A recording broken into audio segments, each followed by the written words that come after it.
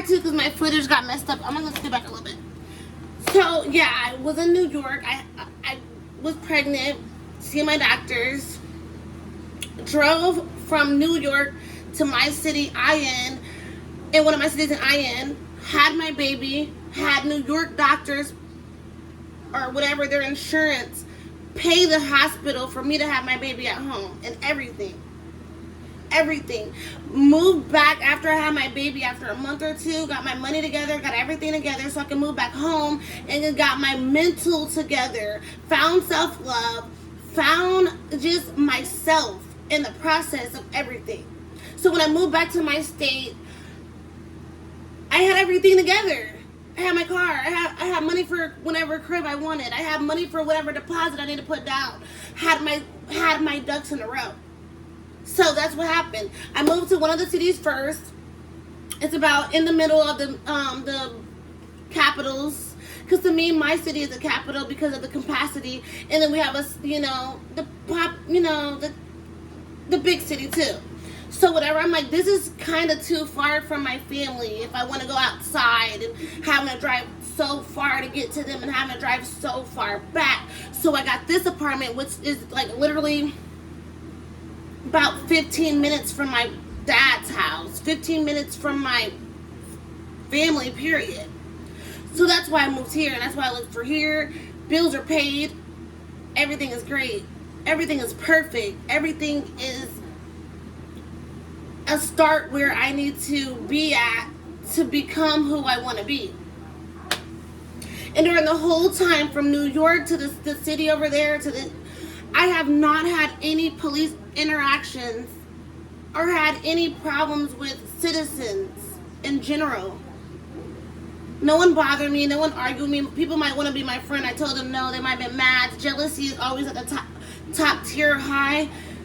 That was it. But I never had someone actually try to sabotage my life because, as you can see, anybody that live around me knows that I'm a single mother that tries to do whatever it takes to make my kids happy and do whatever it takes to, be happy and do whatever it takes to maintain everything I have. And make sure that I can keep adding. It's like my life is like a jar, a tall jar, like a twin tower jar, and I'm filling it in,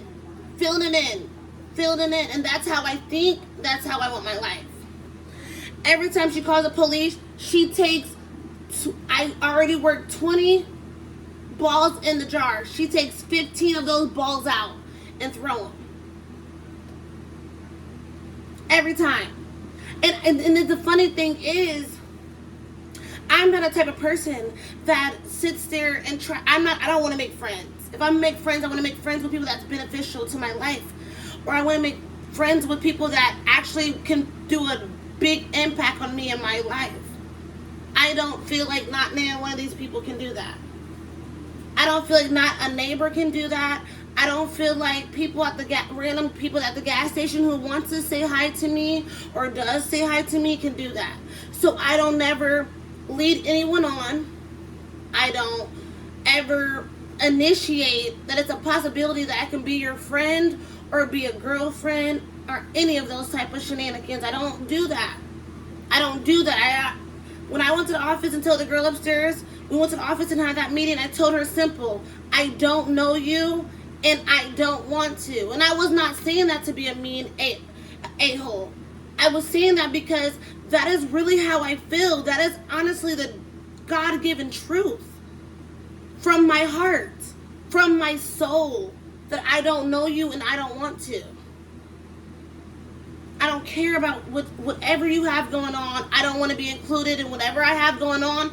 I don't want you to be included. I don't know what it is that and then the police officer, he's like, you guys need to stop hating on each other. I'm not hating on her. My life is the way I want it to be, and I'm conducting my life that way, and I'm not asking for no visitors. I'm not asking for no one to try to get a permanent position. That's just how I feel. And it's like, okay, well, since you don't want to talk to me, or since you don't want to try to do this, I'm going to try to sabotage you, or I'm going to try to bother you in any shape or form, or I'm going to do this and that. Like, That's not your position. Why are you feeling so entitled to me? And you don't know me. We never went to school together. We never worked together. You know. I'm just telling you that I don't want no one in my life. I'm single for a reason. My friends, every single one of my friends, every single body that's in my life right now has been in my life either my entire life or they have 10 to 15 years invested. So I'm a very strict person when it comes to my comfortability, when it comes to just people coming in my life, especially my children's life. They do not need people that's in and out, or they don't need to see that I'm arguing with people in and out or whatever.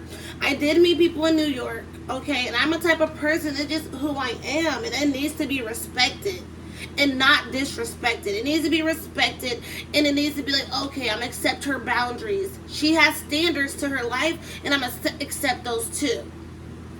So when I met people in New York, I met people that I have never argued with. Actually, those people that I'm still friends with till this day, when I seen them or when I talk to them, it's like I hear a click. A click, like a seatbelt click. And that's security. That's safety. That was that to me. And I have never argued with none of them. I have never felt like they will harm me. I have never felt like they will harm my kids. And that's what happened. And I'm still friends with them. I still talk to them. I still meet them out of town. Like, if I be like, hey, my birthday's coming up. You guys want to meet in Atlanta? My birthday's coming up. Do you guys want me to come back to New York? Type of activities. So, when I feel like people are trying to sabotage me or trying to do something because they can't respect the fact that I don't want them in my life or can't respect the fact that I lived my life, it's automatically a problem. And I'm going to automatically rant. I'm going to automatically scream out in agony because I don't want to be comfortable with being uncomfortable. That's just who I am. That's just who I am. I'm not a type of person. I can follow rules and regulations, but I still have my own rules and regulations that follow the Bill of Rights, laws in America. But I do not feel and still respect other citizens. So, like, you know, I just be like, no. So whatever, the police come and they're like, were you threatening? And I'm like, no, I was not. My daughter was like, no, we are good people, period. Police over there trying to talk to my daughter. I'm like, hey, no, don't be over there telling nobody my business. And my daughter came right over and sat her butt down right next to me, period. And I'm telling the officers that I have a mission in my life. You know, I'm an influencer, making videos every day, vlogging, and I'm a college student. I'm a full-time mom. I have things in my life, and it should never, if it's not like a threatening or if it's not physically harming someone, what I do should never matter. It should never matter. They need to make adjustments to their own life. I'm making adjustments to my life because if I could be up 24/7 a day, I would. I would vlog. I would make this type of money. I would make this type of income. I would do this. I would do that. I definitely will. I definitely would. But I can't because I'm making adjustments to their life. But they're mad because I get have a little, but they're still antagonizing me every chance they have. I'm not antagonizing them intentionally. If they're trying to say that I'm antagonizing them, I'm not. The only time that I antagonize them is when I'm going off from what they done to me. They're doing things to me. I'm not antagonizing them. I can't stump on nobody's ceiling. I'm on the bottom floor. Period. I'm not going around the apartments up and down and be like, hey, yeah, I ran out of pepper. Is it okay if I can borrow? I'm not going around apartments and be like, hey, yeah, I ran out of pepper. Hey, I ran out of ketchup. Hey, I'm not doing that. I'm not asking nobody for anything. I'm asking everyone to leave me alone and let me focus on my goals in my life for me and my children's future. And just because you're not included, don't mean that you don't have your own future. Build it for yourself. Why do you feel like you're so entitled? Stop being entitled to people. Especially people you don't know. I feel entitled to my parents. I really shouldn't, but I do. But if you know, I have a father who his favorite word is no. So it is what it is. It is what it is. And I'm going to continue doing what I do best. And I'm going to continue updating you guys about this apartment. And when I move and buy me a house, because when I move, I'm going to buy me a house. So make sure you like, sub, and share. So you can even help me get that house I want to, so I can vlog more, make more videos, make more content, do whatever it takes. And I'm going to still update you guys about this apartment that I've been living in, because I might eventually get evicted. I don't know, but I'm going to let them know. I already told them, before you evict me, let me know that you're to your borderline, so I can apply for another place. And I'm still been applying for other places, but I know how much my apartment needs my income, because these are not the best apartments. I'm guaranteed income.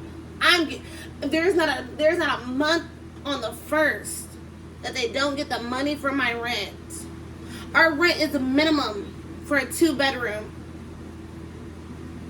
And these are not even bad apartments. These are decent apartments if they move the residents around. I'm not lying, because I live my best life. Look at me.